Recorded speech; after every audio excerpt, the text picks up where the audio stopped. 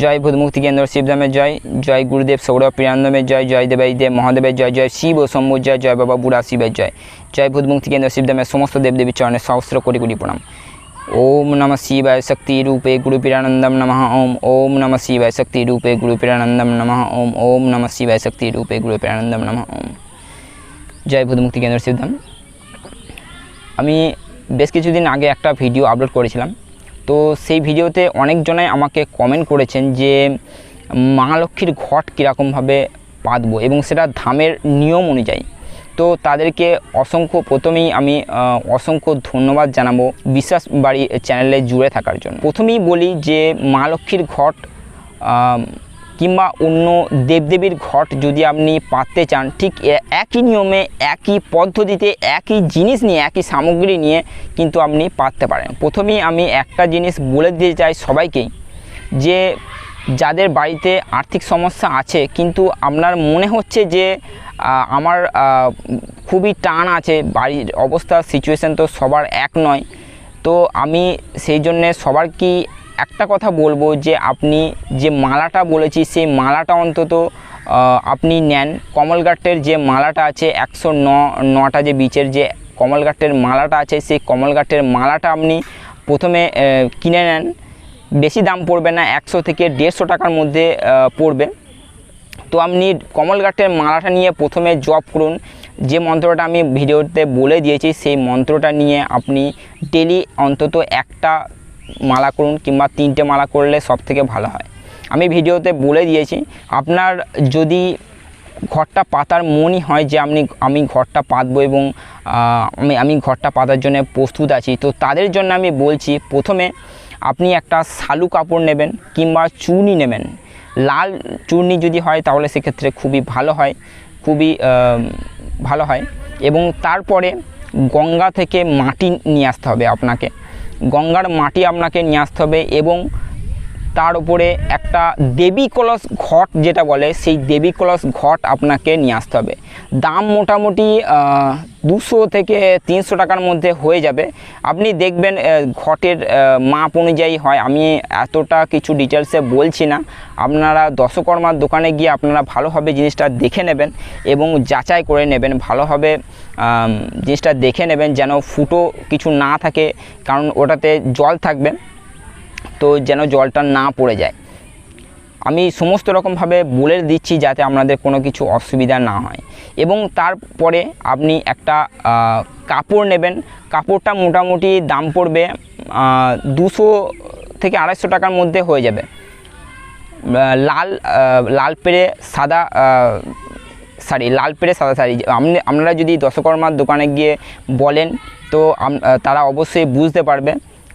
তো আমি একটা স্ক্রিনশট দিয়ে দেখিয়ে দেবো যে আমাদের বাড়িতে ঘরটা কীরকমভাবে পাতা আছে।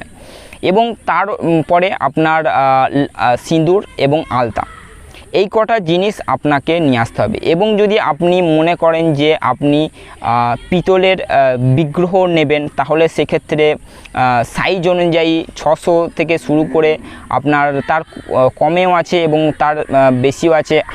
1000 টাকা, 1500 টাকা, 2000 টাকা এবং ক্রমাগত এর থেকেও অনেক বেশি দামের আছে। তো আপনি যেরকম পারবেন সেরকমই করবেন, আপনার সামর্থ্য অনুযায়ী আপনি সেটা করবেন। তো বেশ, এটা হলো। তো প্রথমে আপনি কি করবেন, আপনার যদি সিংহাসন হয় তাহলে সেটা খুবই ভালো হয়।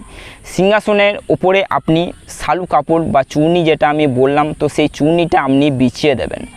এবং এটা করবেন যদি মা লক্ষ্মীর হয় তাহলে বৃহস্পতিবার দিন অবশ্যই করবেন। শালু কাপড় আছে, যে শালু কাপড়টা আমি বললাম সেই শালু কাপড়টা আপনি বিছিয়ে দেবেন।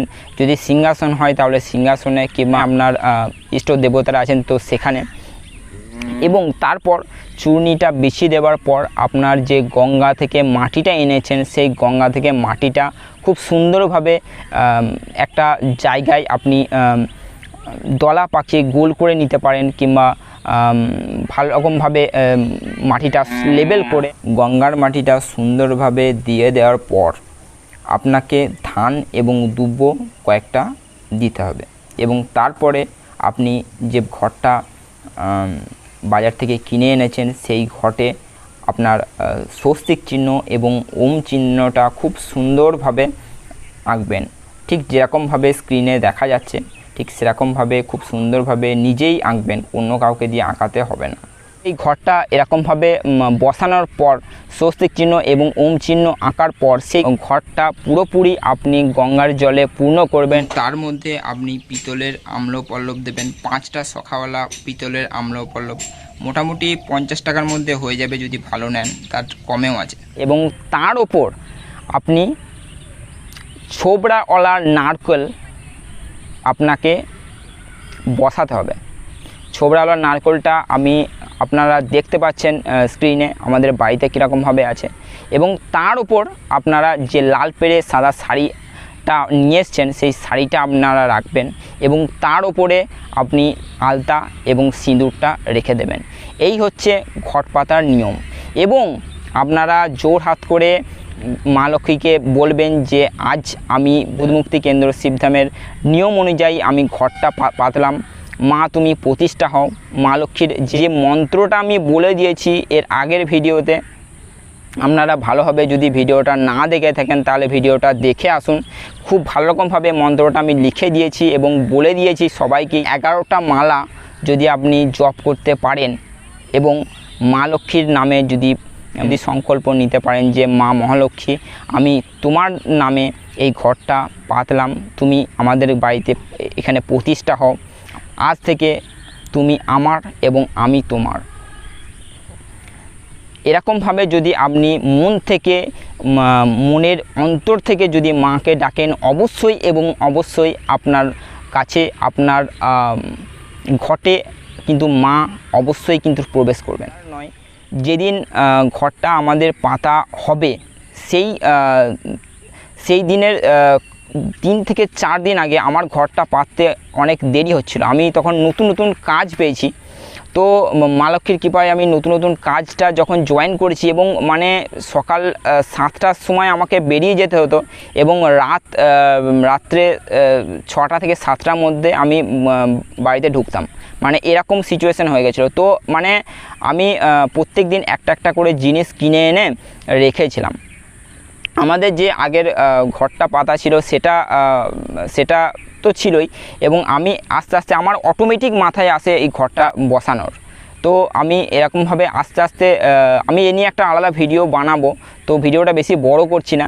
তো এরকমভাবে যেদিন 2 থেকে 3 দিন আগে মা এসে বলে যে স্বপ্নে এসে বলে যে ঘরটা এত পাততে দেরি করছিস কেন। তো আমরা আর বেশি দেরি না করে মঙ্গলবার দিন হবে, আমার ঠিক মনে পড়ছে না, মঙ্গলবার দিনে হবে, আমরা অতি অবশ্যই খুব শীঘ্রই কিন্তু ঘরটা পেতে দিই। তো এই হচ্ছে ঘট পাতার নিয়ম এবং মা লক্ষ্মীর কৃপা। তো যাই হোক, আপনারা দেখবেন যে ভুল যেন না হয়। মা লক্ষ্মীর কে অবশ্যই বলবেন যে যদি ভুল হয়ে থাকে আমাদেরকে ক্ষমা করে দেবেন, ভুল ত্রুটি তো হতেই পারে। এবং অবশ্যই সন্ধ্যে 6টা থেকে 7টার মধ্যে আপনারা কিন্তু 3টে করে ধূপ জ্বালবেন। আর একটা কথা, যে যদি আপনারা 11টা মালা জপ না করতে পারেন ওই মন্ত্রটা দিয়ে, যদি মন্ত্রটা করতে পারেন সব থেকে ভালো হয়, আর যদি না করতে পারেন তাহলে 3বার করুন। ঘরটা যে পাতবেন সে বিগ্রহটা যে আপনারা নেবেন সেই বিগ্রহর সামনে যেন থাকে। যদি সিংহাসন হয় তাহলে সব থেকে ভালো হয়, খুব দেখতে সুন্দর হয়। এবং যেরকমভাবে বললাম ঠিক সেরকমভাবেই আপনারা ঘরটা পাতুন। যদি কারো সমস্যা হয় তাহলে অবশ্যই আমাকে কমেন্ট করবেন।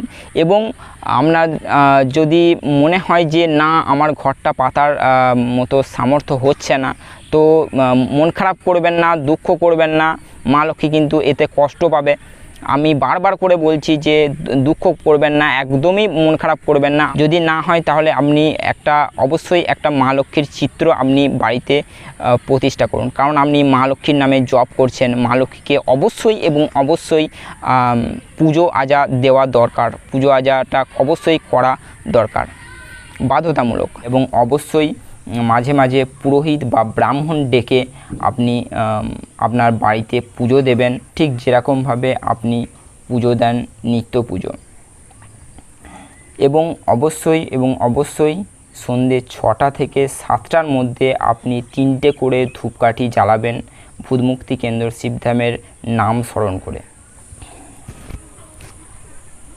ওম শ্রীম হ্রিম শ্রীম কমলে কমলালয়ে নমঃ। ওম শ্রীম হ্রিম শ্রীম কমলে কমলালয়ে নমঃ।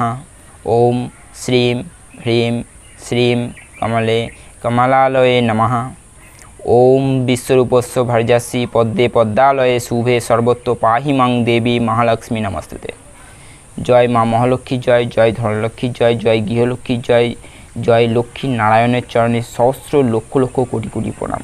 জয় ভূতমুক্তি কেন্দ্র শিবধামের জয়, জয় গুরুদেব সৌরভ প্রিয়ানন্দমের জয়, জয় ভূতমুক্তি কেন্দ্র শিবধামের সমস্ত দেবদেবীর চরণে সহস্র লক্ষ লক্ষ কোটি কোটি প্রণাম। মা লক্ষ্মীর ঘট পাতার সঙ্গে সঙ্গে মা কিন্তু এসে পরীক্ষা নেন। আমি ঘট পাতার নিয়মটা বলে দিলাম। আপনি বাড়িতে ঘরটা পাতলেন এবং হঠাৎ করে দেখলেন যে কোনো কিছু যদি সমস্যা হয়, তখন আপনি ঘাবড়ে যাবেন না।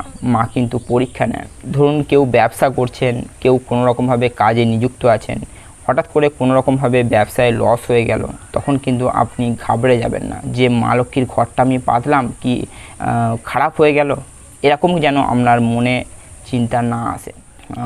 হতে পারে যে আপনার ব্যবসায় কিছু ক্ষতি হয়ে গেল, আপনি কিন্তু ঘরটা কখনোই মনে কিন্তু আনবেন না যে ঘরটা আমি তাহলে সরিয়ে দিই কিংবা এটার জন্য সমস্যা হচ্ছে, আপনি কিন্তু কখনোই এটা মনে করবেন না।